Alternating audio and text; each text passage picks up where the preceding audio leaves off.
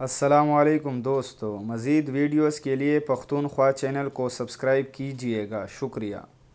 پاک فوج کے سربراہ جنرل قمر جاوید باجوہ حج کی شہادت حاصل کرنے اور طواف کعبہ و مقدس مقامات کی زیارت کے بعد مدینہ منورہ پہنچ گئے ہیں۔ آرمی چیف نے روضہ رسول صلی اللہ علیہ وآلہ وسلم پر حاضری دی، جبکہ ریاض الجنہ کے سامنے کھڑے ہو کر نوافل ادا کیے اور پاکستان کی ترقی و خوشحالی کے لیے خصوصی طور پر دعائیں کی۔ نجی ٹی وی کے مطابق army chief general Qamar Javed Bajwa نے آج اپنے اہل خانہ کے ہمراہ حج بیت اللہ کی شہادت حاصل کرنے کے بعد مدینہ منورہ میں روضہ رسول صلی اللہ علیہ وسلم پر حاضری دی ہے۔ انہوں نے مسجد نبی میں ریاض الجنہ کے احاطے میں نوافل بھی ادا کیے اور پاکستان کی ترقی و خوشحالی کے لیے دعائیں کی۔ یاد رہے کہ اس سے پہلے پاک فوج کے سربراہ نے اپنے اہل خانہ کے ساتھ حج کی شہادت حاصل کی تھی۔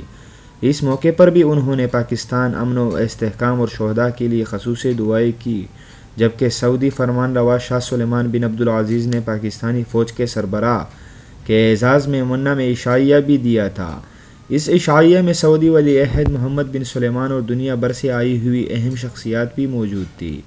سعودی ولی عہد محمد بن سلمان نے اس موقع پر پاک فوج کے سربراہ سے ملاقات کرتے ہوئے army chief general Qamar Javed Bajwa کو حج بیت اللہ کی شہادت حاصل کرنے پر مبارکباد دیتے ہوئے باہمی دلچسپی اور علاقائی سیکیورٹی کے امور پر تبادلہ خیال کیا تھا۔